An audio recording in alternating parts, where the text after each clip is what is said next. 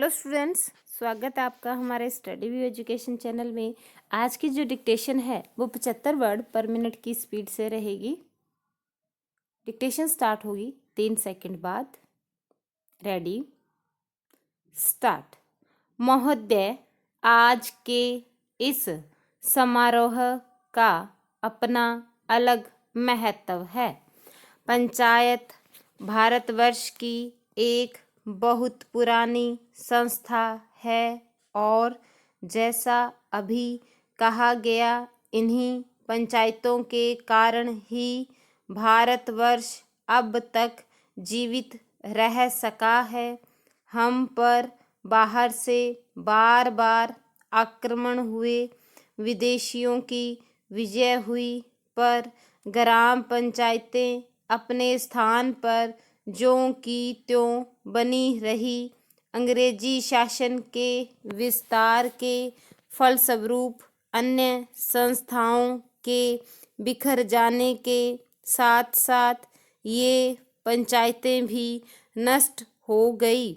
जिस समय हम लोग ब्रिटिश सरकार से भारत के लिए स्वराज्य प्राप्त करने के प्रयत्न में लगे हुए थे, उस समय गांव-गांव में जो कांग्रेस कमेटियां स्थापित हुई, वे एक प्रकार से पंचायतें ही तो थी, पर उस समय हमारे हाथों में अधिकार नहीं था और जो पंचायतें स्थापित हुई वे जनता की इच्छा से ही स्थापित हुई।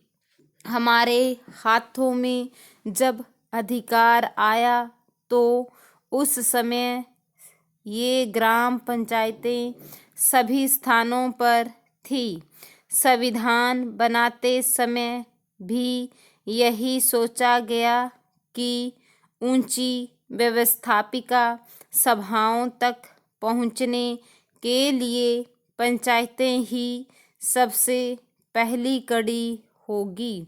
उसके बाद सभी प्रदेशों और राज्यों की सरकारों ने पंचायत संबंधी कानून पास किए और पंचायतें स्थापित होने लगी।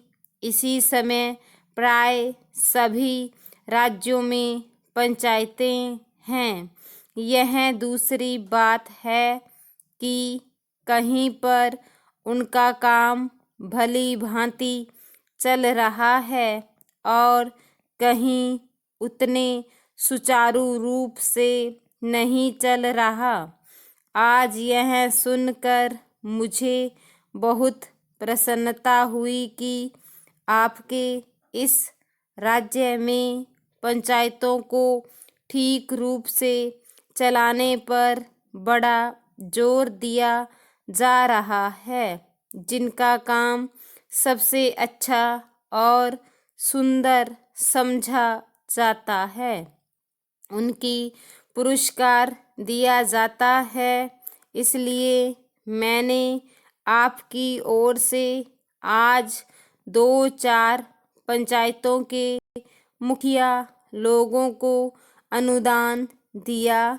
मैं उनको बधाई देना चाहता हूँ कि उनका काम 4000 ग्राम पंचायतों में सबसे अच्छा समझा गया। हमें यह स्मरण रखना चाहिए कि पहले की हमारी पंचायतें क्यों मिट गई। हमारे देश में पंचायतें परंपरा से चली आ रही थी। अंग्रेजों ने भी मुक्त कंठ से इस बात को स्वीकार किया कि भारत का प्रत्येक गांव गणराज्य था, पर एक समय आया जब गांव स्वतंत्र गणराज्य न रहे और देश परतंत्र हो गया।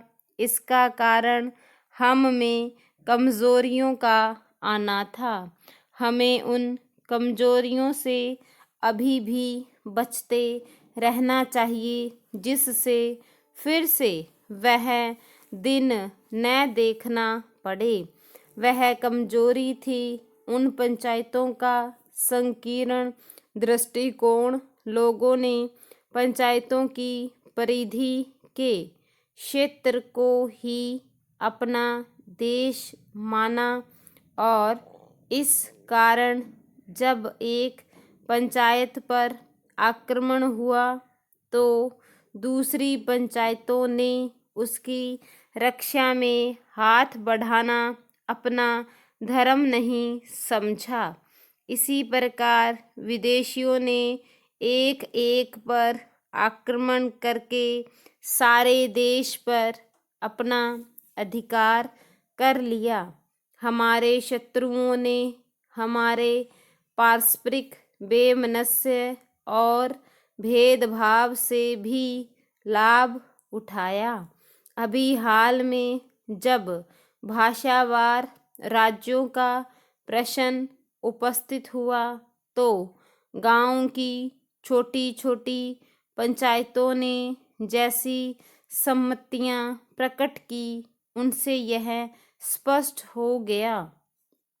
महोदय, मांस, मछली आदि को भी इससे पकाया जा सकता है। सोलर हीटर सार्वजनिक स्थानों जैसे अस्पताल, होटल, कारखाने आदि में पानी गर्म करने के लिए काम में लाए जाते हैं। सोलर ड्रायर की सहायता से अनाज, तंबाकू, नारियल, इमारती लकड़ियाँ आदि को सुखाया जाता है। अब तो ऐसे और संयंत्रों का विकास किया जा रहा है जिनसे समुद्र जल के खारेपन को दूर किया जा सकता है। सौर ऊर्जा से हमारे दूर दराज के गांव भी अब प्रकाश से जगमगा उठेंगे और गांव भी शहरों की तरह सभी आधुनिक साधनों से संपन्न हो जाएंगे। हम भारतवासी सौभाग्यशाली हैं कि हमारे देश में सौर ऊर्जा 12 महीने सुलभ है। हमें चाहिए कि हम सौर ऊर्जा का भरपूर लाभ उठाएं। इससे न केवल पारंपरिक ऊर्जा की बचत होगी, पेट्रोल, डीजल, मिट्टी का तेल आदि के लिए विदेशों का मुंह नहीं ताकना पड़ेगा, बल्कि विदेशी मुद्रा में भी ज़्यादा बचत हो सकेगी। निस्संदेह सौर ऊर्जा की क्रांति से सामान्य व्यक्ति को लाभ मिलेगा और देश चहुमुखी विकास का स्वप्न साकार कर सकेगा।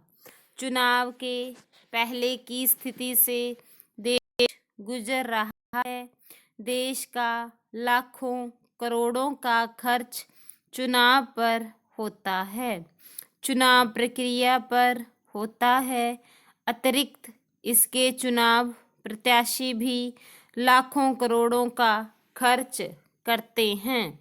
जन जन तक पहुंचने के लिए, जनता बनने के लिए अशिक्षित जनता भीड़ देखती है, दिखावा देखती है, प्रदर्शन देखती है, फिर कुछ छोटे मोटे लालच भी काम करते हैं और जनता गुमराह हो जाती है।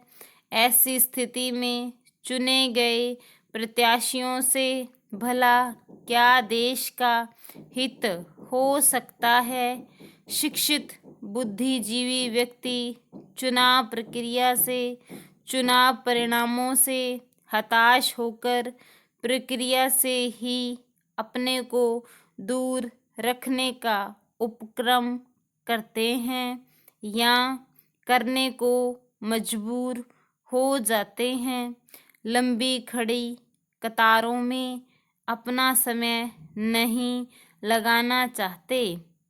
लोकसभा, विधानसभा, पंचायत सभी चुनाव यदि एक ही समय कराए जाएं तो बहुत संभव है।